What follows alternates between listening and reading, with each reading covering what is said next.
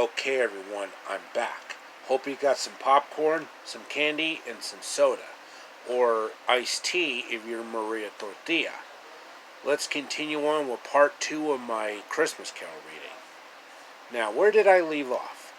Oh yeah, Scrooge, MC Scrooge, was basically laying on his bed, listening to some Giuseppe Verdi and watching The Joy of Painting with Bob Ross. You know, hello, I'm Bob Ross, and welcome to our 8th Joy Painting series. If this is your first time with us, I tell you what, let's go in and graphically run all of the colors on the screen that you need to paint along with me, and they'll be in the exact same order as I have them on the palette, starting with the titanium white and then working all around. You need some titanium white, phthalo green, phthalo blue, Prussian blue, midnight black, dark sienna, Van Dyke brown, alizarin crimson, sap green, yellow ochre, cadmium yellow, Indian yellow, and bright red. And cover the whole studio. And just beat the devil out of it. That's the whole fun part about this technique. Bah! Humbug! It's nothing but superstitions. So, MC Scrooge was encountered by the ghost of Christmas past, portrayed by the beautiful Audrey Hepburn. Scrooge! Who are you? I am the ghost of Christmas past, and I have come to show you your past. My past? That was a long time ago. Back in 1997, when I used to party hardy. You know, like Stone Cold Steve Austin or Hulk Hogan or Terry Funk. Back when wrestling was really huge. No, it's not that, Scrooge. I've come to take you back to your childhood. So, the Audrey Hepburn ghost basically used her time machine to send Scrooge all the way back to the 1970s, when the Hanna-Barbera adaptation of Charlotte's Web was released to movie theaters, back when Debbie Reynolds was still alive. Like, I'll be lucky if I'm finished by sunup. Go to sleep, Templeton. 'Cause if Wilbur dies, then you'll die of starvation. You should be ashamed of yourself.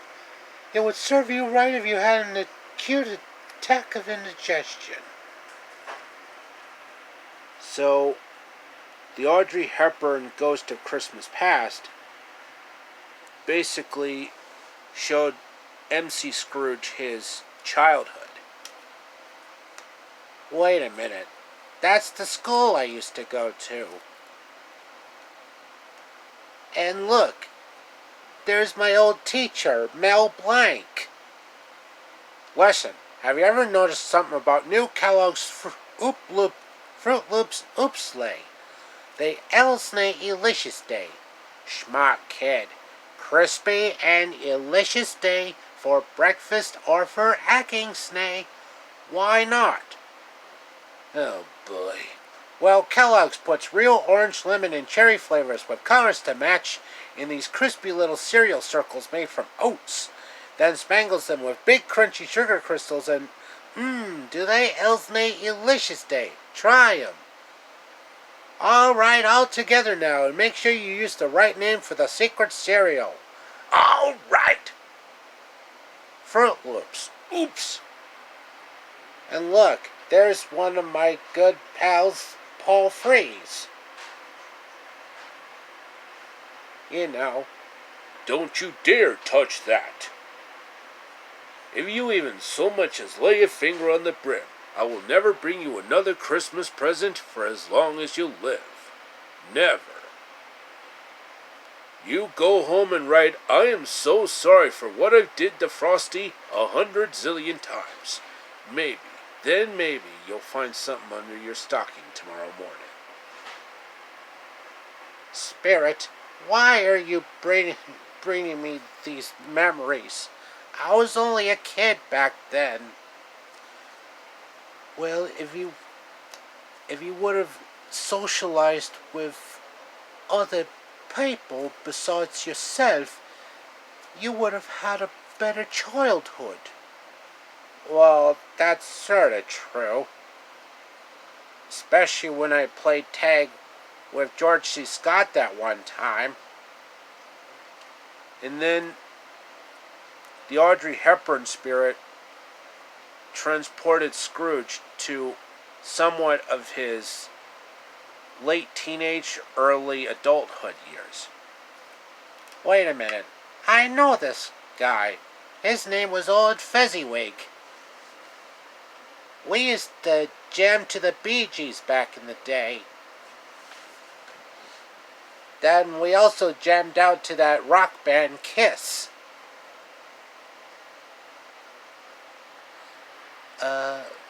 What do you mean Kiss?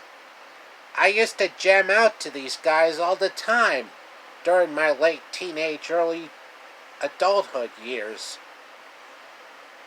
And there was the love of my life, Isabel. Yep, Isabel.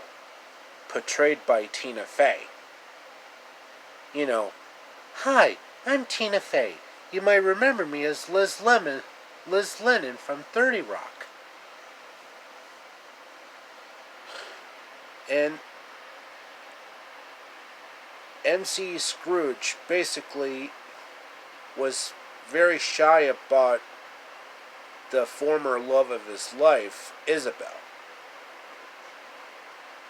But Isabel persuaded him to dance with her. You know, like a lovely waltz. Like Tales from the Vienna Woods by Johann Strauss.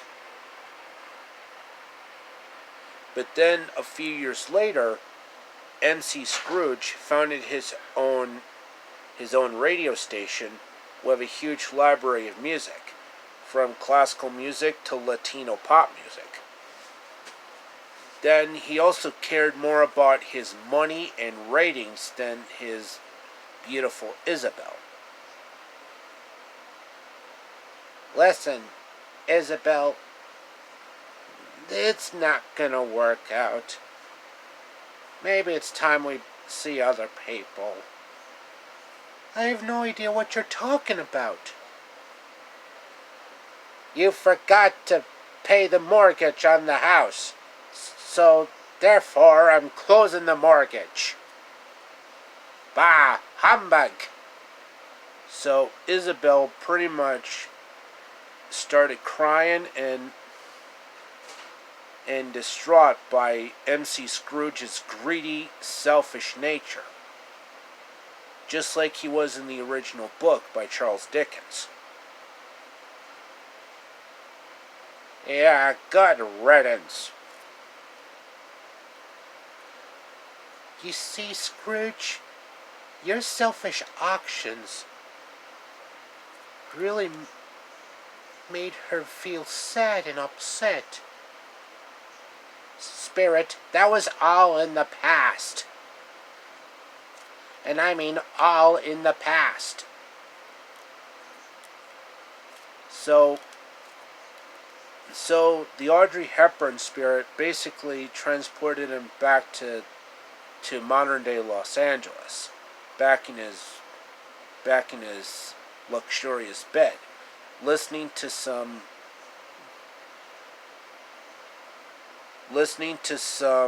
Antonio Vivaldi and watching Semi-Homemade Cooking with Sandra Lee. You know, welcome to Semi-Homemade, I'm Sandra Lee. I make everything with 70% ready-made foods with 30% fresh ingredients, and you'll have amazing results in minutes. And reading some Martha Stewart cookbooks. And then MC Scrooge crept into the kitchen, and what did his wondering eyes did appear? he saw a jolly old elf who resembles John Candy mixed with John Goodman. Yep, the Ghost of Christmas Present is basically the cross between John Candy and John Goodman. Like Gus Polinski, Polka King in the Midwest. Polka, polka, polka. Why, hello there. It's me, the Colonel. Lose something, son? Ho, ho, ho, cool your jets, boy. I'm out of here.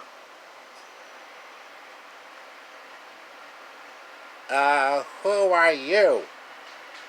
I'm the Ghost of Christmas Present, portrayed by John Goodman.